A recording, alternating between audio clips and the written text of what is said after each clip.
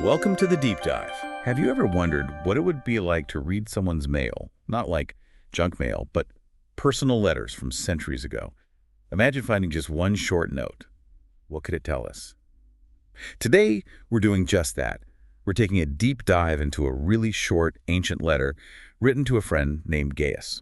It's this amazing little window into a community just starting out. Exactly. And our mission really is to see what insights we can pull from this seemingly simple letter, about how communities work, about leadership, integrity. It gives this surprisingly honest look at, well, the good stuff and the tensions in these early groups, things that honestly still feel very familiar today. Okay, let's jump right in.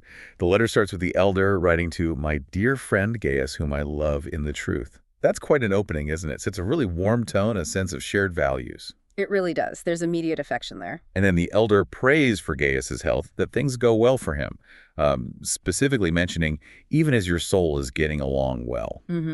Connecting the physical and the spiritual right away. Yeah. And he talks about his great joy. Gaius is walking in the truth. He even says there's no greater joy than hearing his children, presumably people he feels responsible for, are doing the same. That emphasis on joy, it feels significant. It is significant. And what's fascinating here is how walking in the truth isn't just, thinking the right things. It's tied directly to doing.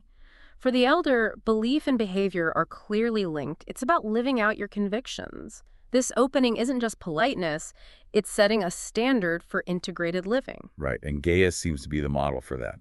The elder praises him, saying he's been faithful in what you are doing for the brothers, even though they are strangers to you. Strangers, yeah, that's key. And our sources say these brothers were traveling for the sake of the name, for their cause, their beliefs, and got no help from the pagans, meaning people outside their group. So they were relying entirely on the community's support.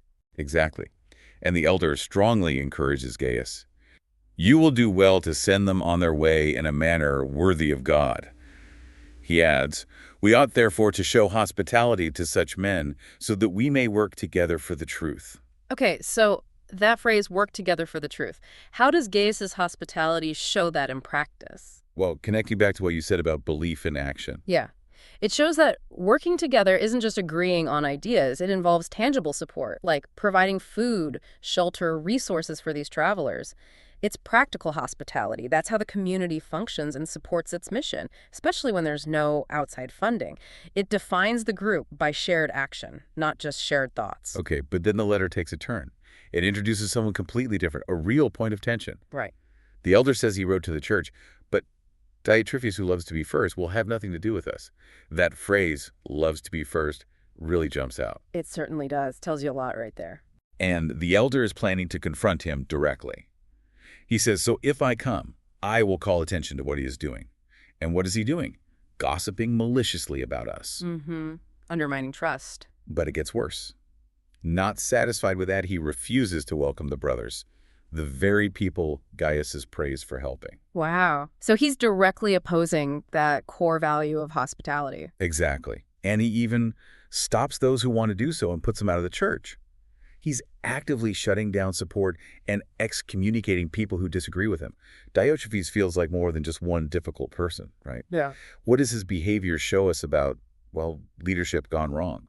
Oh, absolutely. He's almost a case study. You see the ego, the desire for control, overriding the community's core principles, like hospitality. He's not just disagreeing, he's gossiping, actively blocking mission work, dividing the community, even kicking people out. It's a powerful example of how internal politics and self-interest can really poison a group from within. It shows how fragile community harmony can be. So after painting this really clear picture of Diotrephes as like the bad example, what does the elder say to Gaius? He gives very direct advice. Yeah, he says, dear friend, do not imitate what is evil, but what is good. Pretty clear. Then he adds, anyone who does what is good is from God. Anyone who does what is evil has not seen God. That feels like a strong moral anchor in the middle of this conflict. It really is. It acts like an ethical compass right there in the letter. It's not just about pointing fingers at Diotrephes. It's about setting a standard. It connects behavior directly to one's relationship with God, challenging Gaius and, by extension, us, the readers, to think about the source and the impact of our actions. Are they constructive or destructive? Okay, so we have the negative example, Diotrephes, and the positive example, Gaius. But the elder adds another positive figure. Right, to counterbalance Diotrephes even more explicitly. He says, Demetrius is well spoken of by everyone, and even by the truth itself. That's quite a statement, by the truth itself. Then adds, we also speak well of him, and you know that our testimony is true. It's a strong endorsement. It really is, and placing Demetrius right after the warning about Diotrephes just highlights the contrast, doesn't it? It emphasizes the power of a good reputation, of integrity. Demetrius embodies that walking in the truth.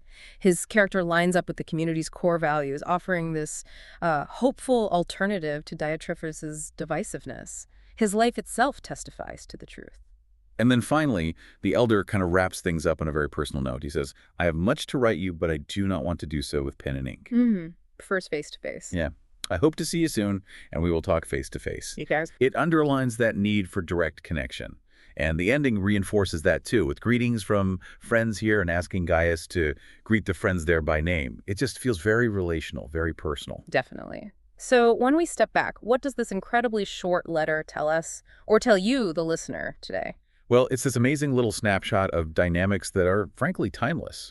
The importance of genuine hospitality, welcoming others. Yeah, and the challenges that come up when someone puts their own ego first. The whole Diotrephes situation. Exactly. And the lasting value of integrity, of really walking in the truth where your actions match your beliefs. These basic human issues, they don't really change, do they? No, they really don't. It kind of makes you reflect on your own communities, right? Yeah. Are we building bridges, being supportive like Gaius, or are we maybe unintentionally letting divisions grow? This letter from so long ago reminds us that our own actions, even small ones, really do shape the groups we're part of. It's quite a call to think about our own impact. Absolutely. And maybe the final thought for you listening is this. Think about how these ancient conflicts and acts of service mirror things you see today. In your workplace, your online groups, your neighborhood. How might your own hospitality, and let's define that broadly, maybe as openness, support, generosity, how might that help you and others work together for the truth in whatever context you find yourself in today? What does that look like for you? Until next time, keep exploring, keep questioning, and keep getting well informed. Thanks for joining us for this deep dive.